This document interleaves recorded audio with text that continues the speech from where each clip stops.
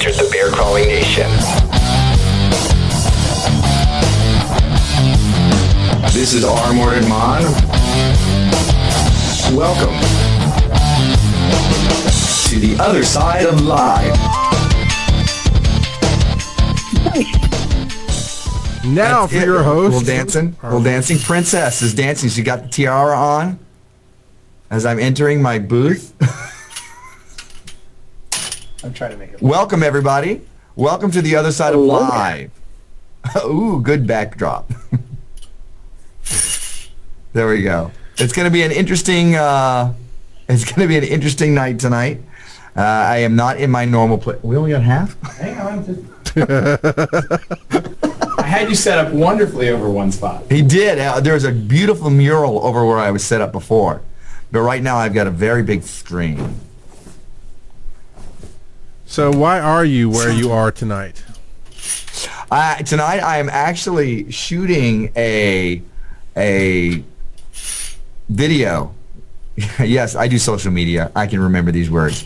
I am doing a video, a Universal Healing Tao video that involves sexual energy work for men. So, my co-author Serena Stone has done one that is for women, and now I'm doing a men's one. And Jeff Southwick, who is behind me, is helping me out with that. And yeah, everything's kind of groovy. But that's not what we're going to talk about tonight. No. No. We are only going to be talking about Dancing with Fear tonight. And I'll tell you, setting up for this video, a little bit of fear. I got to tell you. Yeah. Working through, it's something completely different than I'm used to. I'm used to doing vlogs. I'm used to just rattling on about, chasing and catching your dreams. This is a lot of intricate things that you have to say. It's like this, a lot of technical stuff.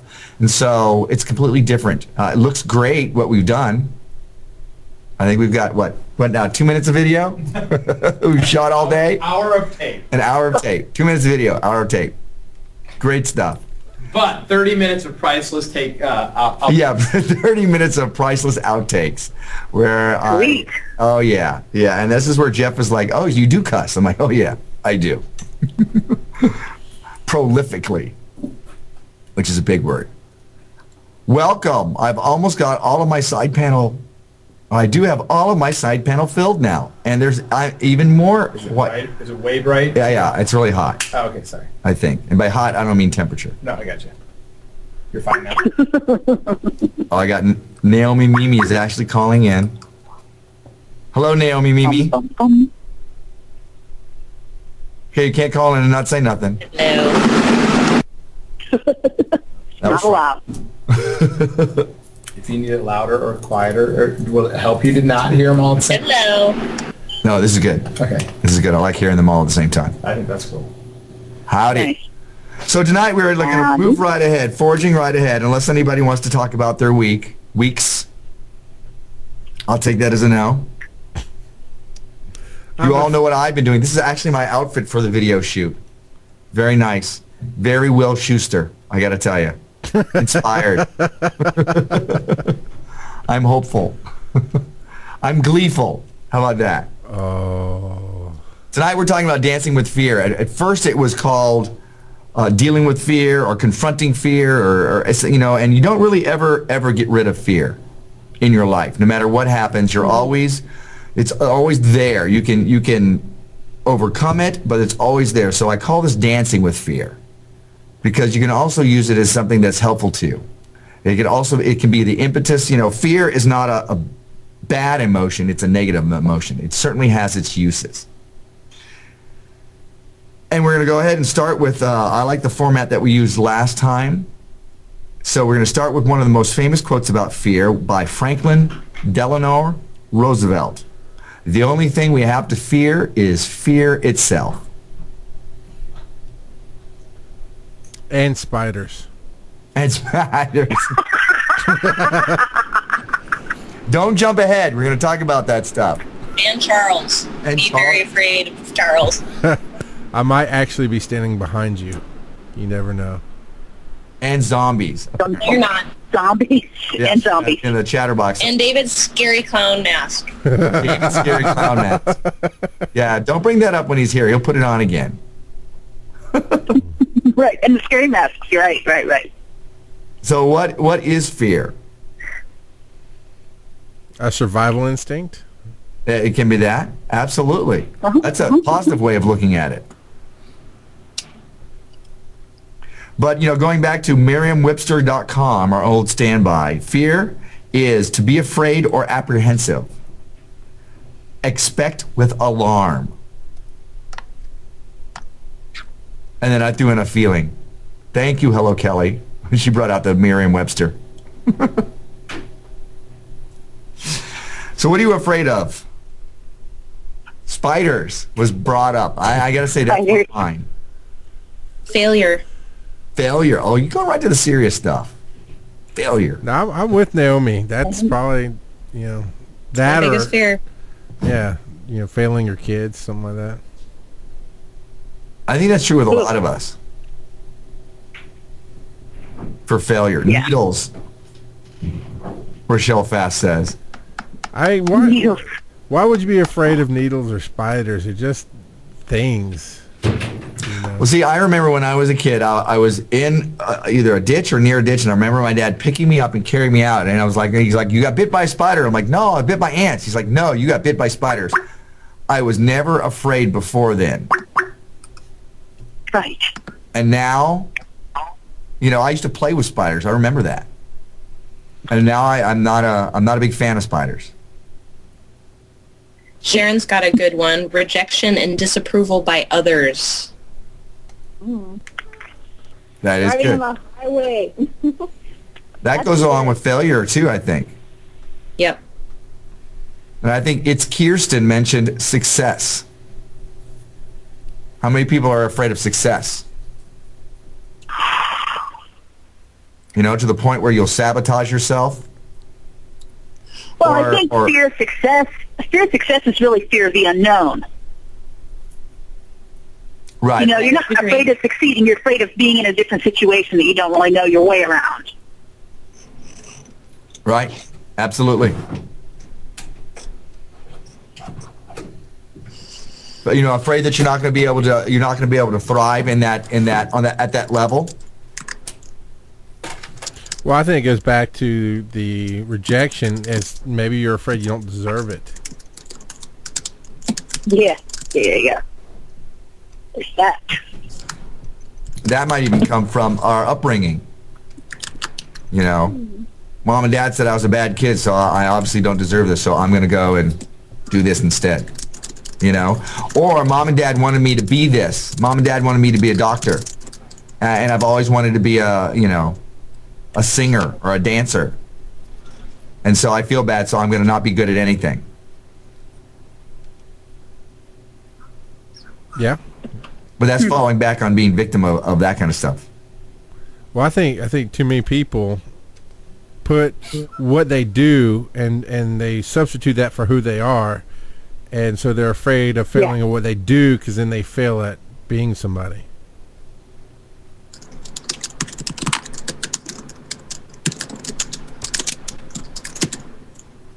Okay, now we're officially recording for Stickcam.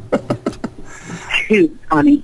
I fear that when we have something set up, that for some reason you get technical difficulties, and you have to deal with that, and you may not come out on time, or you may not begin recording. Oh, that's nice. I have a couple of fear quotes here, but living through that a couple of times, you get used to it, and you're like, it's just that. I remember my very first live cast, we had that problem. All right, somebody needs to... Okay. Somebody needs to what? Turn off a microphone. Carl Young says the one that's near someone's typing? Yeah. Yeah. Carl Young says the most terrifying thing is to accept oneself completely.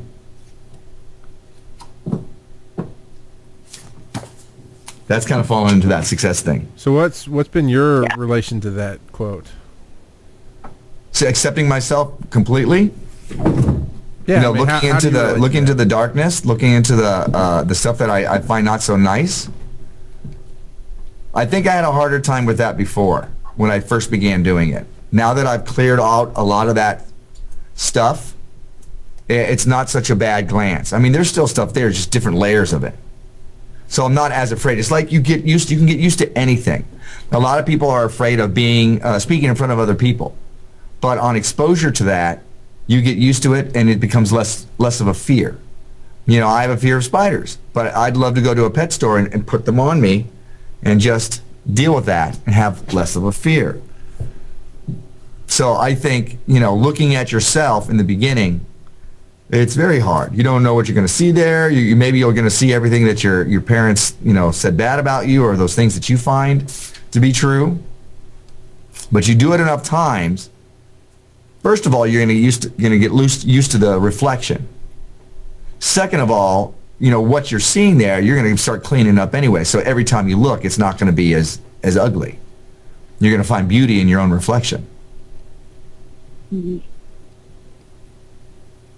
You know, and we talk about fear as a thing. Fear is that feeling, you know, that thing that stops us. Hey, I really want to go talk to that person. Oh, but I'm so nervous. Or, hey, I really want to go for that job. And, oh, I'm so nervous. Or, hey, I want to go and try this new thing, but I'm so nervous. You know, you're paralyzed by fear. You can actually almost feel it clutching around your heart. Thank you, sir. You know, how many of you have had that effect? Yeah, I don't know about the clutching of the heart, but I can see what you're saying about.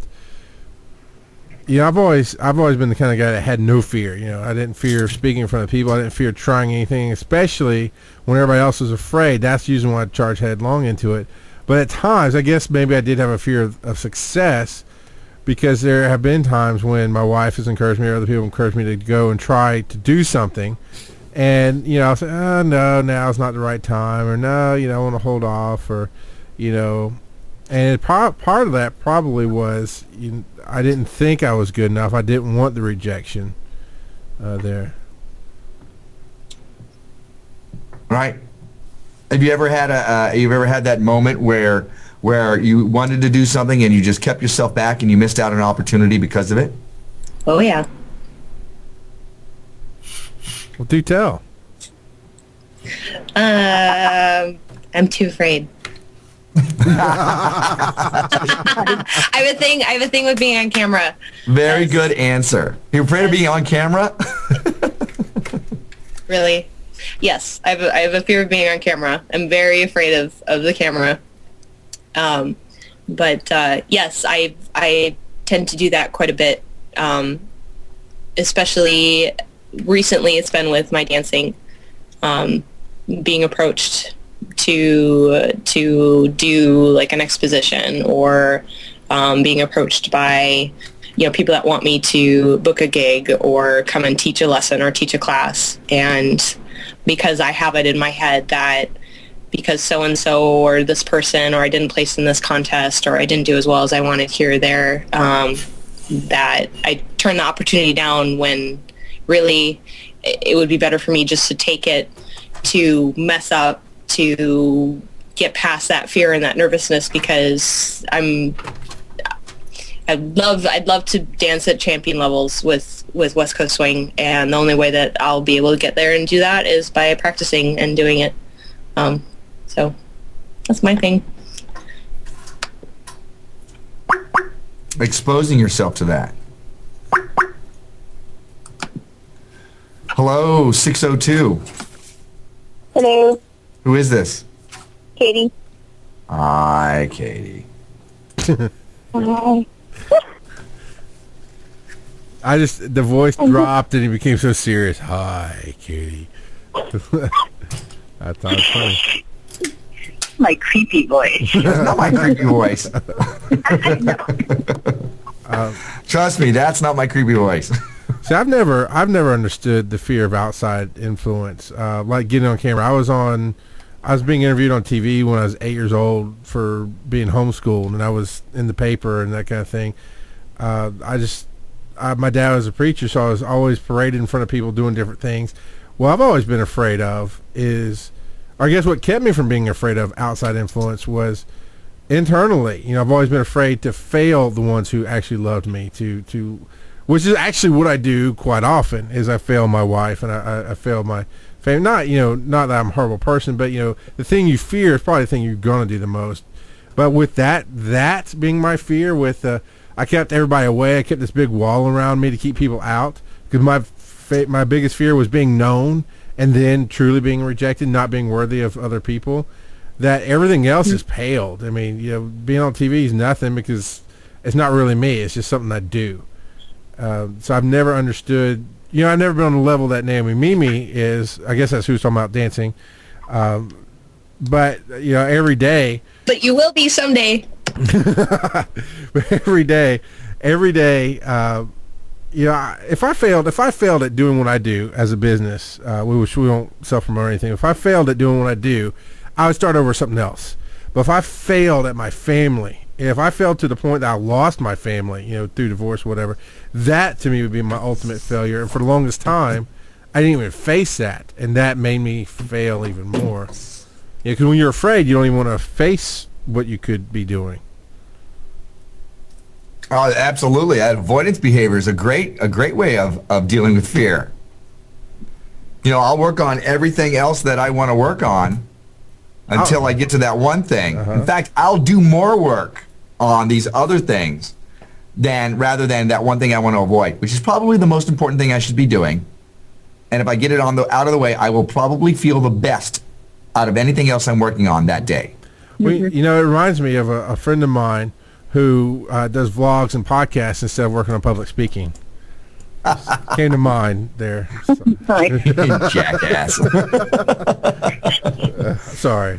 Absolutely, you're right though. You're right. I've been so busy. I haven't had time to work on my motivational speaking. I haven't been able to get back to Toastmasters for at least 3 weeks now. I have not rehearsed any of my speeches, and you know what happens when I don't do that? I don't move forward. All this other stuff. No. Now, motivational speaking, if I were to move forward with that and really hit it, a lot of these other things would fall into place. But I'm at like Seth Godin says, the dip. I've moved beyond natural ability, and now it's the work part. And there's a lot of other work that's going on, and legitimate work as well. And it's 2 steps forward, 1 step back. And when it comes to things that you're afraid of, you have to, I know for myself, you have to give yourself or allow yourself to struggle with it and to take a break and to not, constantly, because we can emotionally exhaust ourselves to the point where you can't do anything. And, yeah. I don't know.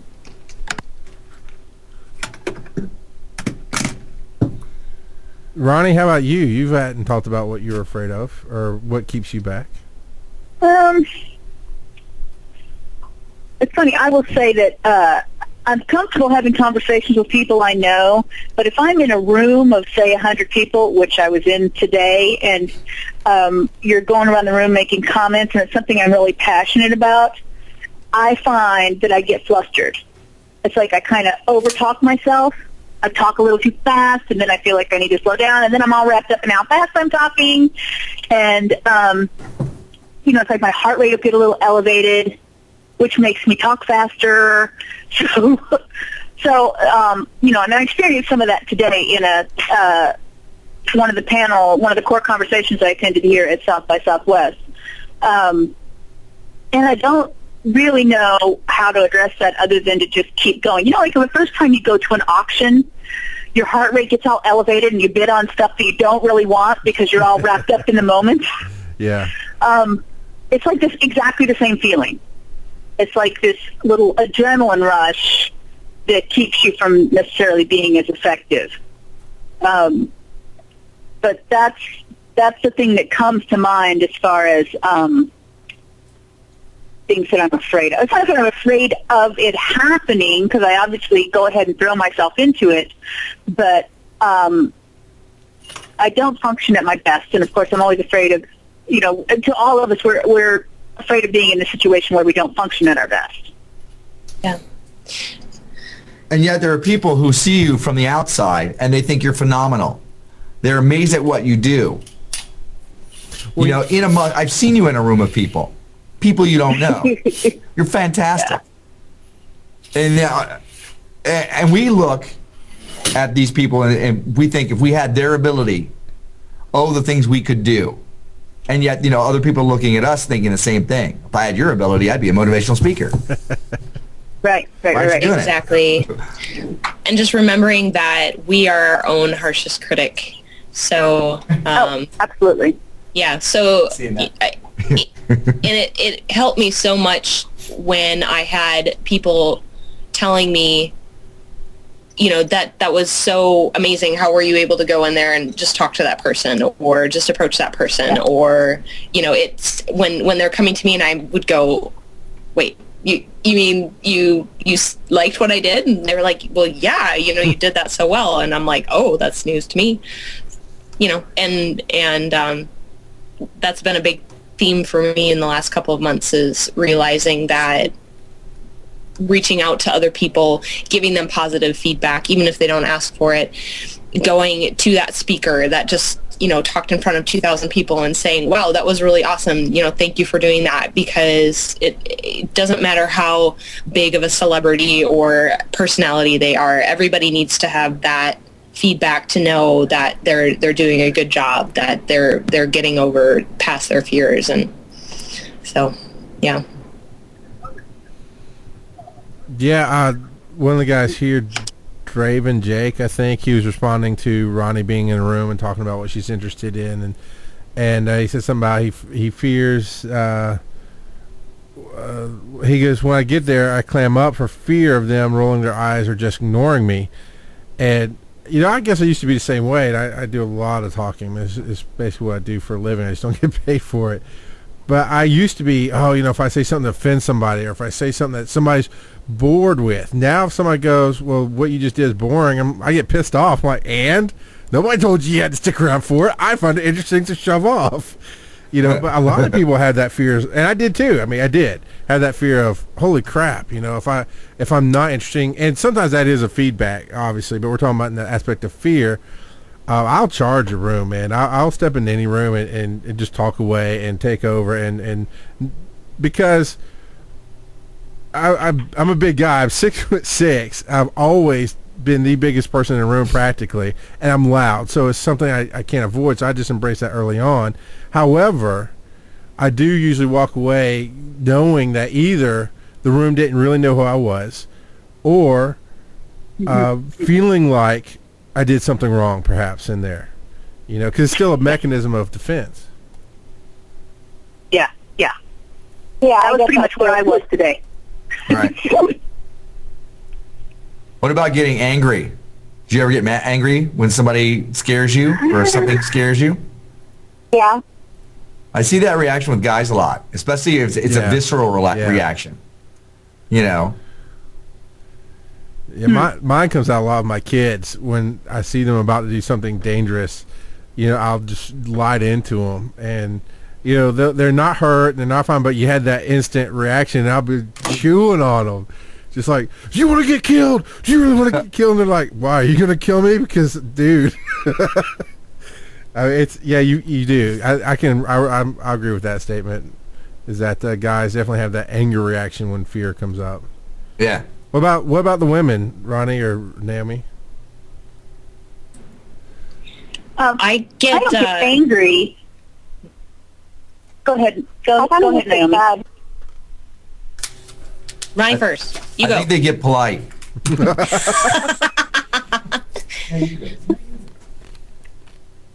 Ready, set, go. Naomi, you go. Okay, I get what a friend of mine has affectionately termed scared little bunny rabbit, and I tend to want to soothe and pacify.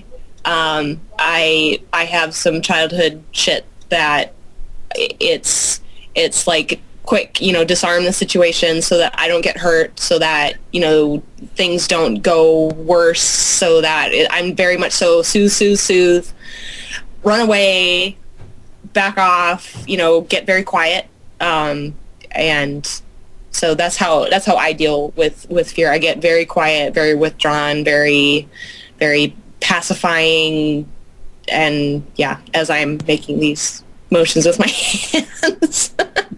Very submissive, very almost beta dog. Where you see one dog coming up to another one and just looking around its nose and saying, I'm okay, don't bite me. So very submissive. That's another one. I grew up in an alcoholic household, and I pick up a lot of those submissive traits, and have spent many years trying to get beyond them, especially if somebody, reminds me of my father, or anything like that. Those times, and it just comes out, and you're just like, oh, and then you hate yourself afterwards.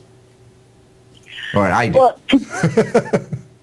today I had to really work myself up to saying anything in this room. I was at a core conversation, which is supposed to be a room conversation about how technology is affecting the way we eat.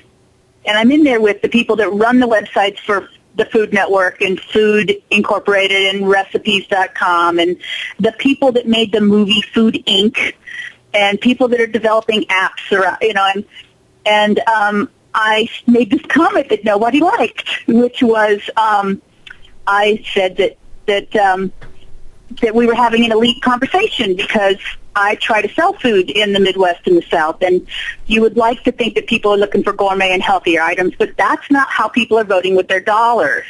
And the few people that were from Texas agreed with me, but the other 250 people did not like what I had to say. Oh, good for you, girl, though. That's too many people. Well, and the people that made the movie, elitist. So good for you. Well, the reason I said it was because the people that made Food Inc., which was about corporations involved in food, their next project is dealing with nutrition and how it's not really being met in areas of the country with lower education levels and with lower technology levels.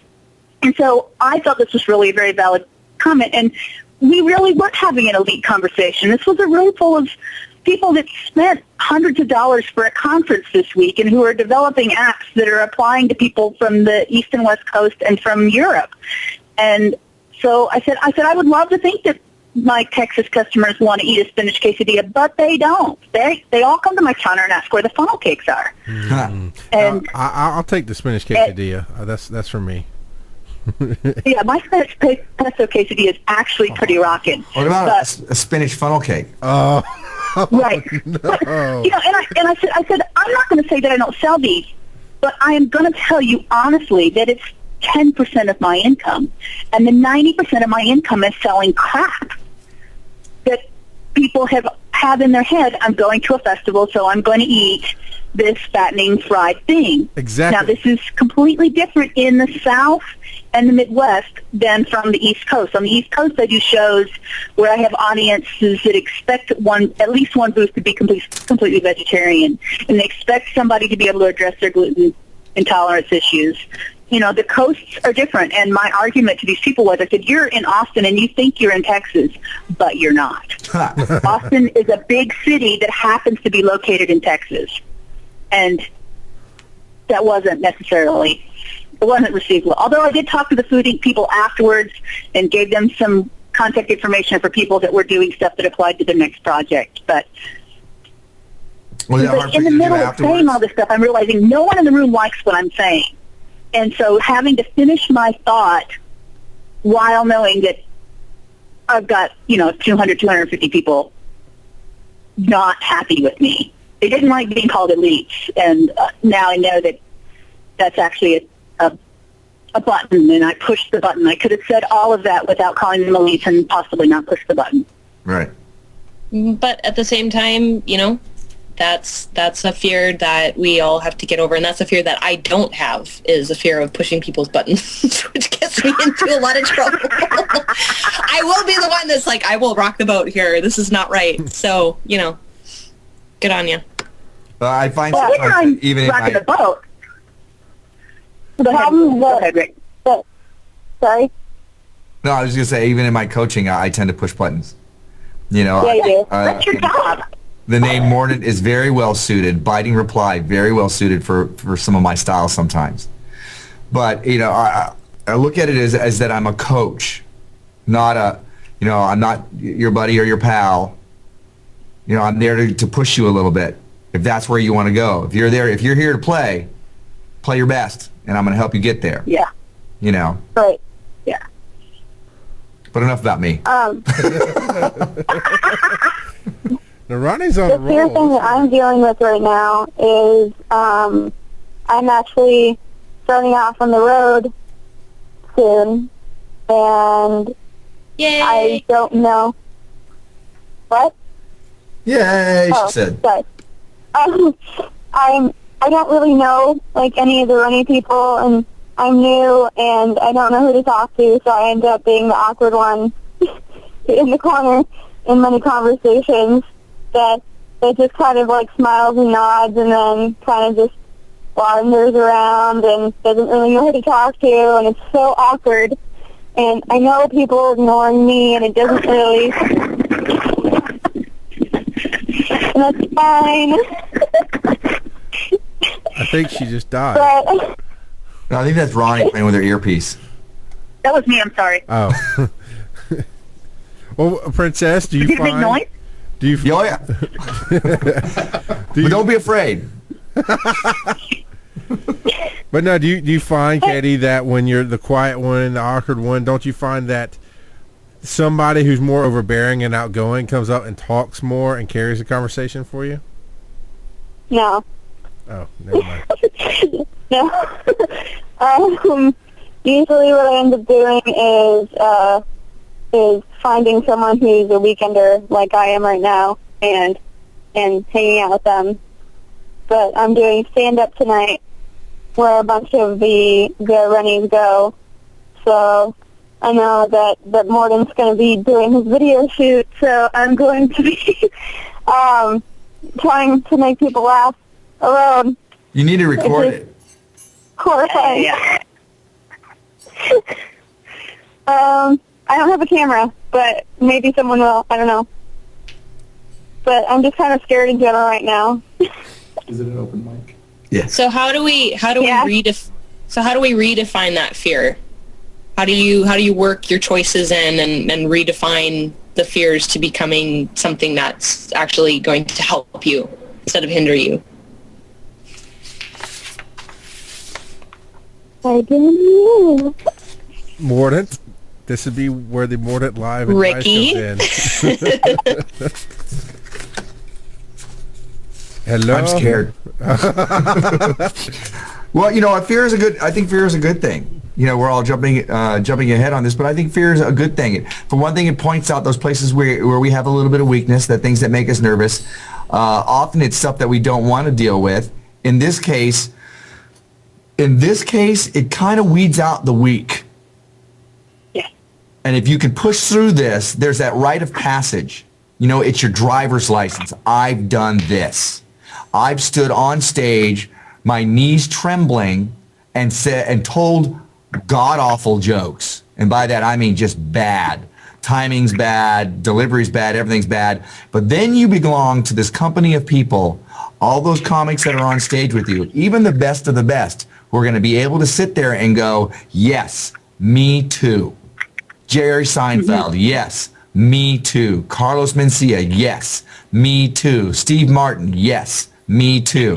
I can't say that. I've not been on that stage and done stand-up. Tonight, you will get to do something that I've never done. And you're going to get to be able to say, yes, me too, if you push yourself through it. And how this works is if you conquer this fear, then you're like, oh, so that's possible. I can conquer this other fear then. Whether that's taking you deeper into stand-up or taking you in another direction. Oh, I can deal with this, well then I can deal with the bully down the street. You know, or hey, I deal with the bully down the street, I can do stand-up.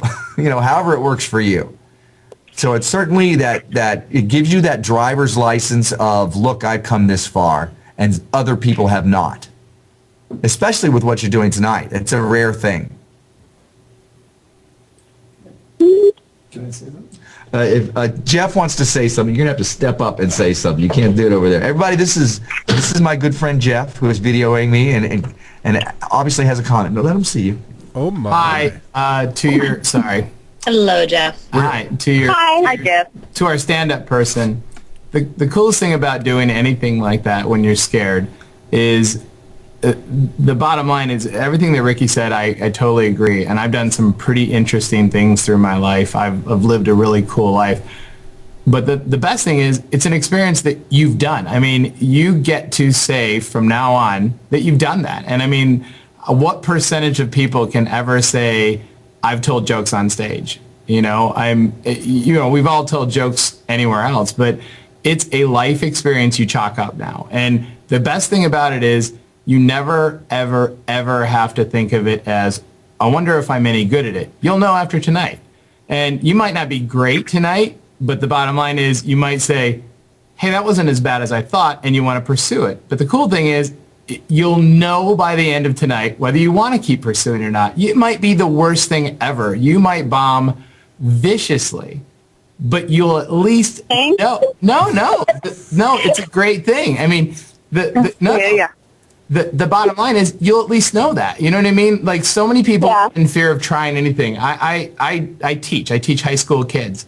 And the worst thing is like 5 years after they come back or 10 years when they come back, they go, God, I really wish I would have wrestled. Or I really wish I would. We were having this conversation today of sports that we didn't play in high school that we kind of wish we might have. And, you know, the thing is, if you don't do those things, if you never try them, you never know whether you're good or not. And then you just live with those little dreams or those regrets the rest of your life going, gosh, I wonder if I could dance on stage or I wonder if I could do this. You'll know. And, you know, I think that's the coolest part of everything is you now know. So best of luck. I knock them dead, break a leg. Okay. And also to reiterate, you know, you may bomb tonight, but you may still want to push forward, and then you might become a great success because that has happened with other comics as well, where they were just awful their first time out, first few times out, and they pushed and did the work. And then move forward. They put in their 10,000 hours, as Malcolm Gladwell says in The Outliers. Put in the work, and they moved beyond, well beyond natural ability into skill. So you could do that no matter what. Yeah, I'd like to say something to this. I went to a workshop or a panel today that had 5 major comedians on it talking about using different technologies in presenting their comedy. It was like the editor of The Onion. No, it wasn't Conan. It was the editor of The Onion. It was the woman that wrote Portlandia, who stars in it.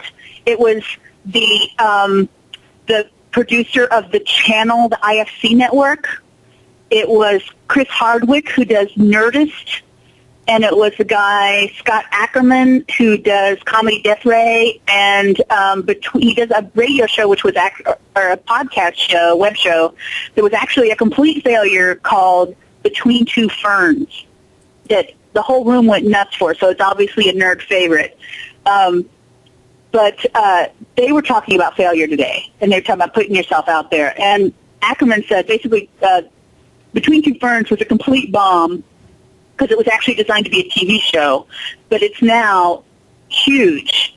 But his quote was, your first failure in your career is the tell on whether or not you will have a career. And then Chris Hardwick said, you can't, with technology and access the way it is today, you can't really fail, because if you fail, then afterwards you do something really funny, everybody's going to forget that you failed. And there's so much access to different ways to put yourself out there and do better next time that nobody's going to remember that you were lousy last week. You know. So that was people that were making a living being funny who do stand up. So I just wanted to throw that out there. Jeff just brought up that Rocky Horror Picture Show was considered a complete failure as a movie the first time it did.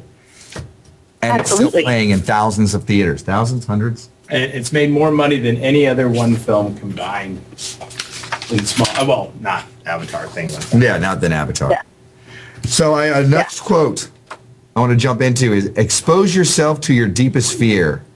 After that, fear has no power, and the fear of freedom shrinks and vanishes. You are free. Jim Morrison. So a different way we can handle our fear, you know, instead of avoidance, anger, submission, shutting down is another thing that I didn't even talk about. You know, some people just completely shut down. But a different way to handle it is to deal with it. Move forward into it. That is another way to deal with fear. You know? Nothing in life is to be feared, it is only to be understood. Marie Curie. You know? Moving forward with that. Can you all hear me? Yeah. Okay. I'm going to read something that I found from a website that it talks about fear and choice, and it's from mollygordon.com. And I don't know if Rock Girl or Naomi Mimi could put up actually the link is a lot longer that I got from my notes, but it's from mollygordon.com. Fear and choice. First and foremost, understand you always have a choice about how to respond and how to deal with fear. Mm-hmm. You can cave into it, you can struggle with it, accept it, or work around it. You always have a choice you can make again and again, or that you can change based on your assessment of what is best for you. Yeah. You know, the most horrendous things, the most horrifying things in our lives, whether it's, you know, fear of spiders, fear of being on stage, fear of failure, fear of success, it is our choice how we deal with that. We don't need to be crippled by that fear.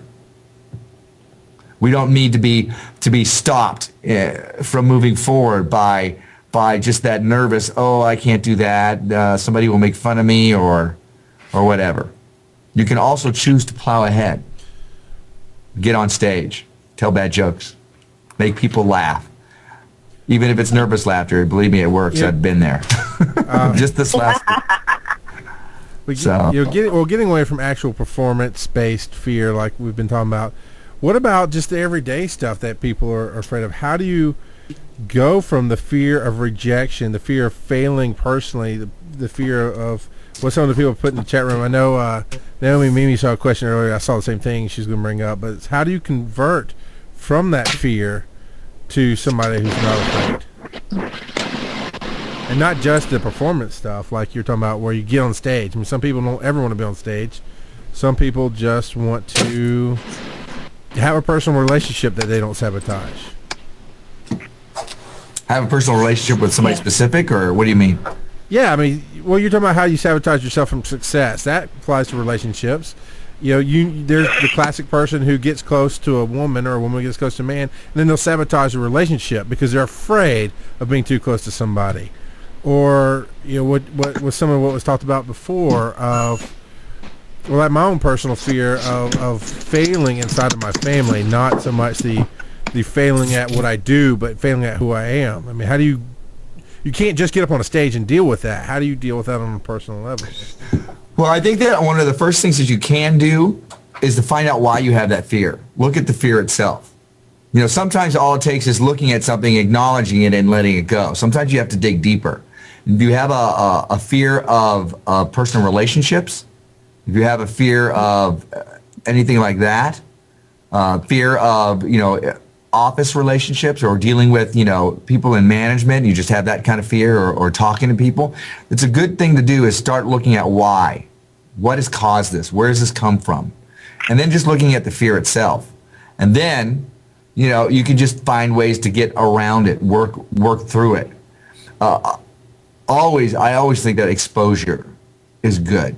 I'm really afraid to talk to this kind of person. Okay, then one day talk to that kind of person. You know, find somebody. If you're not able to do this yourself, you can find help for that. I mean, if it's really a deep-seated issue, therapy is always great. I'm a big advocate of that. You know, if it's not that deep, you know, maybe you just need somebody to help you, to push you through. Or have somebody, a mentor, show you how it is done, whether it's a relationship, whether it's business, or whatnot. A lot of it is just exposure. And it doesn't necessarily make the fear go away. You know? I was going to save this quote for later, but it's perfect right now. Courage is being scared to death. Courage is being scared to death and saddling up anyway. John Wayne. I have my rant about courage. Without fear, there is no courage.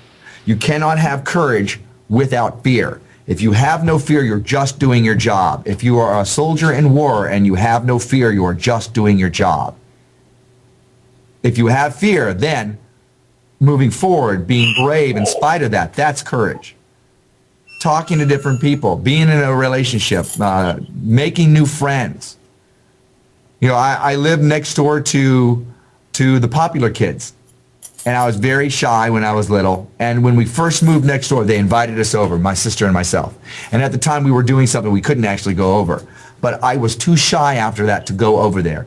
Many years later, at my 20-year reunion, they invited a lot of people over to the house. And I went over there, and I saw the parents again, and I saw the kids. Everybody was so gracious, and I realized at that point, if I had gotten past my fear, my entire high school life would have been different. I would have not have been the nerdy little outsider. I would have been a nerdy little insider.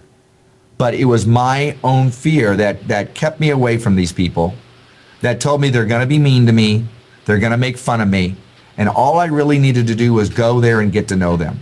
So if I had gotten past that point and exposed myself to the people they really were, I would have had a different outcome, a different experience. And I think that's true in many things, whether it's your relationships, your job, things that you want to do, et cetera, et cetera. You have to find that courage to saddle up anyway. Now, in your view of coaching, life coaching, and the different things that you do, what do you think what part of fear is, I guess a nice way to put it is foolish? It's just us putting stuff on ourselves that nobody else would ever put on us. What part of you think is more internal that even the people around you go, well, that's ridiculous. You shouldn't, be afraid of speaking.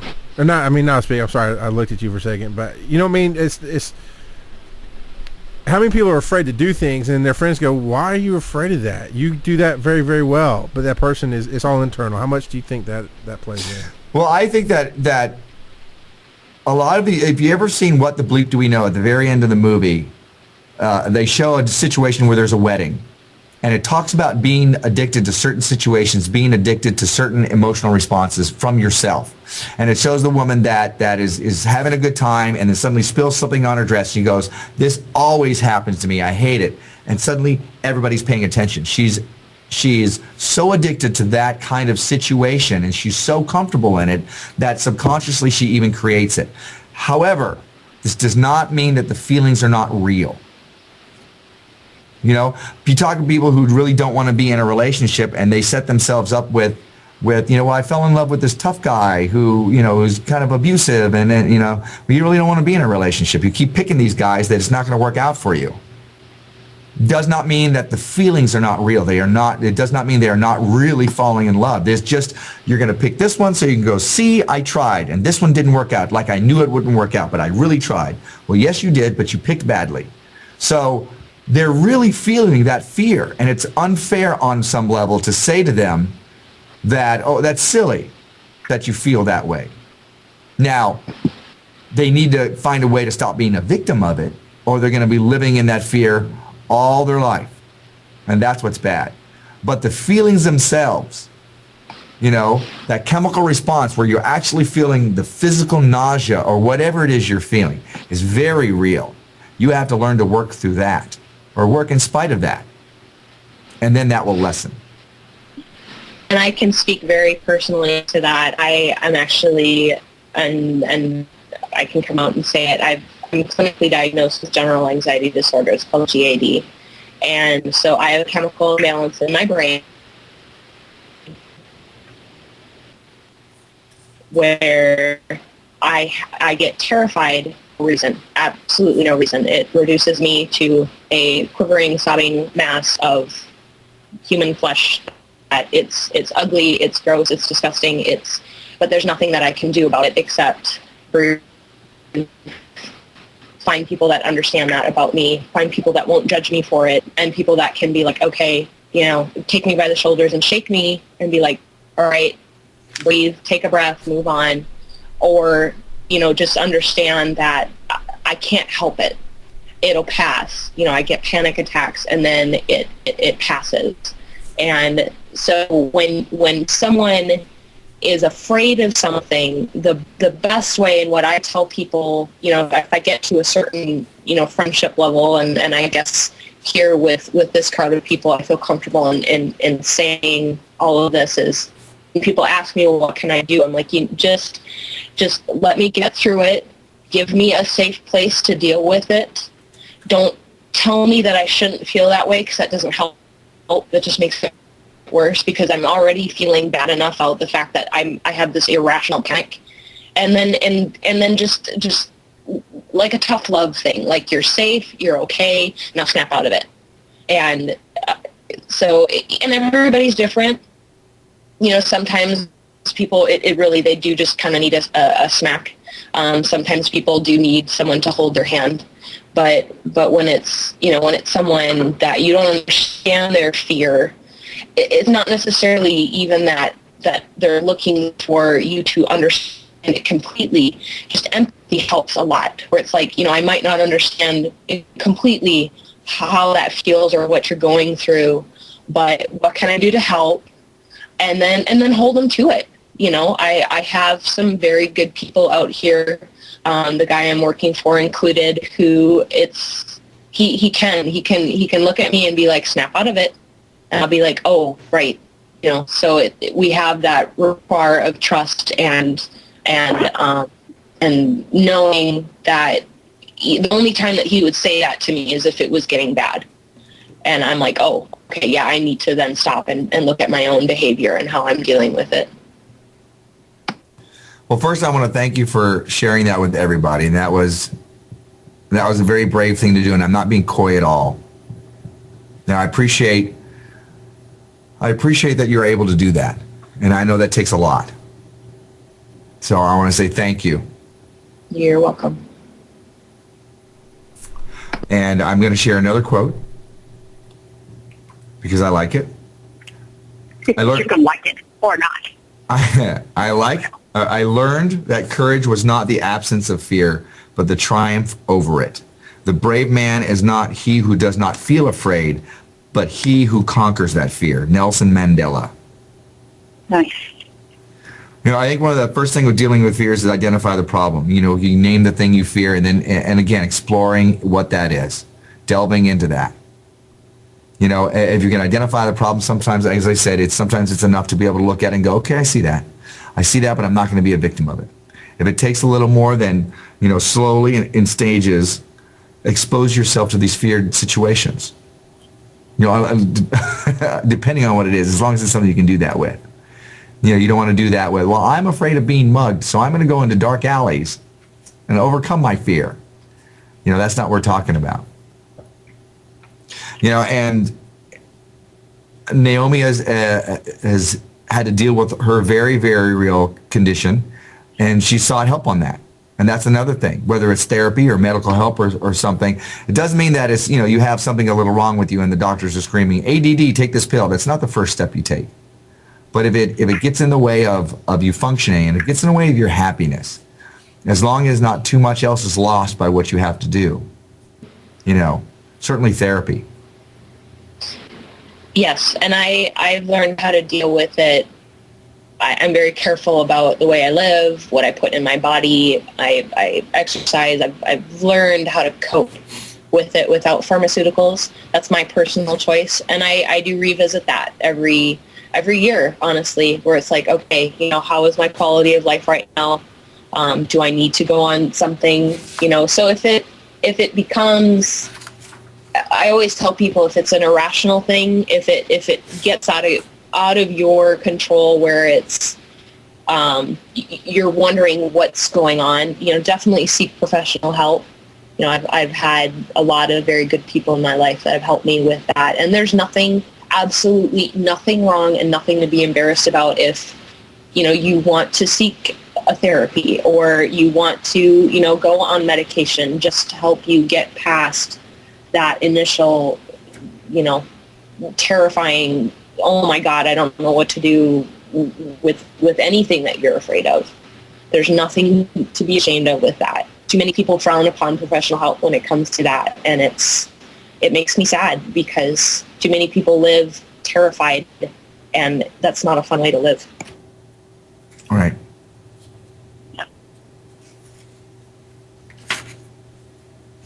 We can make use of that fear too sometimes. Again, fear is a negative emotion. It's not a bad emotion. There's uses for it. It's a great motivator. Whether you're afraid of something and you want to overcome it. You want to go past that. You want to hit that stage and tell your bad jokes. Or you're sick of being afraid of a certain situation and living in fear, so it moves you out of it. It gets you to move away from things as well. It gives us the impetus to change. Whether that's fear of embarrassment, I better study up on what I need to know, or I better learn to do this skill better, or whatever. It's a great motivator. It serves as a barometer. It shines on where we need to work, those things that we need to work on. Oh, I'm afraid of that. Then that's something I need to work on. Confidence comes from being prepared. Confidence comes from being prepared. John Wooden. Well, the if you're going to learn the hard way, at least learn from it. Don't keep doing it over and over again and just telling yourself you failed. It's get out there, you try it, you fail, you figure out what you did wrong this time, and you move forward with the next one. And that is honestly true for personal relationships. I've had to hit the wall with my head a bunch of times to figure out this is what I did wrong. Let me not do that again. Insanity is doing the same thing over and over again and hoping for a different result. Insanity is doing the same thing over and over again and hoping for a different result. That is from Jeff. No, it's stolen. Not mine. It's not Jeff's, but he's whispering it at me. It also provides a direction. Fear provides direction. It acts like a compass pointing outside of our comfort zone. There's where my fear lies. That's where I need to go if I wish to grow. Outside my comfort zone is that way. I can tell it because I keep wanting to go that way. So if I go that way, I'm going to hit that next level. And I will cease to be afraid of this thing that I am afraid of. Swimming, riding a bike, driving a car, making new friends, traveling the country, social media, doing a live show, becoming a motivational speaker, having an intimate relationship. Level, level, level, level. Where's your fear pointing you? Where's outside your comfort zone? If you're not sure, I don't know what I need to work on. I'm okay. Find your fear. Do a self-diagnostic, as Data used to say. Find your fear and go, oh, that's what I'm afraid of. Well, that's where I'm going.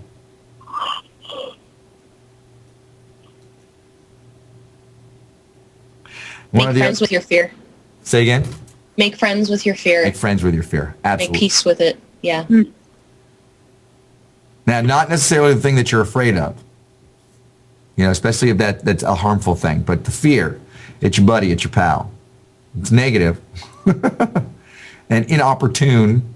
If I was less afraid, I could talk to my bosses and get that raise or put my idea forward much better instead of keeping my mouth shut and then listening to somebody else who says the very same idea I had and getting all the praise for it. Ever have that situation? Oh, I could have said that. I thought about it 5 minutes ago. And I didn't. Although sometimes your job is letting someone in a different position believe it was their idea so that the thing you want to see happen actually happens. Right. Right. We got a quiet group tonight. Or at least right now. I'm exhausted. I'm at South by Southwest, and it's like the last day this week. I haven't had a lot of sleep. Everyone's really loud in the chat box. Yeah, everybody's chatting in the chat box. But I will say that fear is our guidance system. Fear kind of lets us know which things we're not solid on or which things, energetically need some attention. That's difficult to talk about. So, it's not that it's a bad thing in our world. It's that we might not be as powerful when we're dealing with fear, but it's there to let us know that there's this place that we're not as powerful. Mm-hmm. I always say if someone reacts very strongly to something that you say to them or you point out, you know, in a relationship especially, I know there were things with my recent breakup that we knew that if we said something on a certain topic, we would get a certain angry or fearful response. And there was always those areas that we were insecure about, that we were afraid of them coming up or coming true. And that's where making peace with that is so helpful, because that helps you to not have that knee-jerk reaction, that amygdala, you know, fight or flight response. It becomes a, yes, you know, you can look at it with your rational mind, observe it, say, okay, yes, this is a part of me, and now I'm going to move past that. Mm-hmm. How many of you are being quiet tonight because this is really hitting home? Because this is hard to talk about. It's ripping something open. Hulk. Mirror, mirror, mirror, mirror. Excellent. Excellent. Well, I think that I think we've said everything that we can for this lighthearted discussion on fear, dancing with fear. We all know what it is. Now the trick is, what's next? You know, dealing with that fear. And that's almost a very private thing, unless you have a mentor or a coach or a therapist or somebody that you're bringing in and to help you get out through it. It's a very intimate thing with yourself. You're doing it by yourself a lot because it's personal. It's vulnerable. And finding that balance between dealing with it, you know, alone, and, you know, in your quiet time, in your meditation, and in your quote unquote happy place, and then reaching out to other people, because, you know, none of us is an island. You know, we all need each other. And when you shut yourself off from people, you really shut yourself off from that lifeblood of being human. And we need people, and we need time to deal with it ourselves. You know, we can't put all of our shit on other people. We have to deal with it. Is this like prime time where I'm not supposed to say shit? Sorry. So yeah, it's a balance between, you know, putting it out there and then, you know, taking whatever feedback you get and going, and whether you're spiritual or not, it's so good to, whether you want to pray or meditate or just sit on a rock and look at the sky, you know, whatever you want to call it, we need to do both to get past these things. I agree. Yeah. Yeah. Well, boys and ghouls, I think we've come close to our hour. Your time is up. And the very next thing we should do that we're talking about is going to be our very next live show. It's about taking action. And that will be in 2 Tuesdays, and I don't have that date in front of me. And anybody can spout it out right now? It's Tuesday, is it April 1st? Oh, is it going to be 2 Tuesdays? 29th. The 20, yeah, it'll be the 29th. It's before the end of the month, because this is a 5-week month. The 29th. Yeah. Yep. Yep. March 29th. So March 29th. Is it March 29th? Yep, March 29th. Taking action, which I like to call it Taking Action Jackson. Okay. I know, it was a never mind.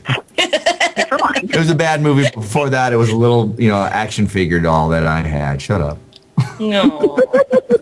It's part of my childhood. Boy Barbie. Hey. Barbies for boys. Action figures. Oh, yes. Fortunately. I had My Little Ponies. Thank you very much. You had little what? Oh. Oh, My Little My Ponies. Little Ponies. Okay, different than what I heard. Oh. I heard it different. Never mind. My Little... Oh, never man. I wonder. So I'm going to give out a shout out to my panel here on the side. I want to thank Rhonnie Rocks, as always, for coming in, even when she is attending a convention. You can find her at Rhonnie Rocks. I'm in a hotel room. She's in a hotel room. 2 beds. Very nice. Very nice. RhonnieRocks.com. She does kind of a foodie thing and other stuff. Check her out there. I got David Powell, my web guy, DCP 3450, who was quiet tonight and did not horrify us with his asks. I warned him with bodily harm if he did it again. Jack, and all the way to the top, that is Tom Burns, who is just stoically standing. So maybe he does not paying attention at all. He's probably playing a game. Anyway, he is working on a brand new Tortuga game, video game. So, sweet. I'm going to go right back down to Rhonnie. Very, very funny thing that you were showing. The zombie thing, very hilarious. But your timing was bad in that you chose to show it during Naomi's speech. And I was like, not now. No. It's all right. I was answering a question in the chat box with it. Oh. Well, good. I'm glad somebody can read that stuff.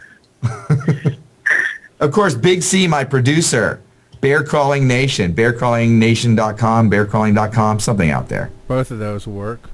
Of which this is will soon be a podcast part of. Yes.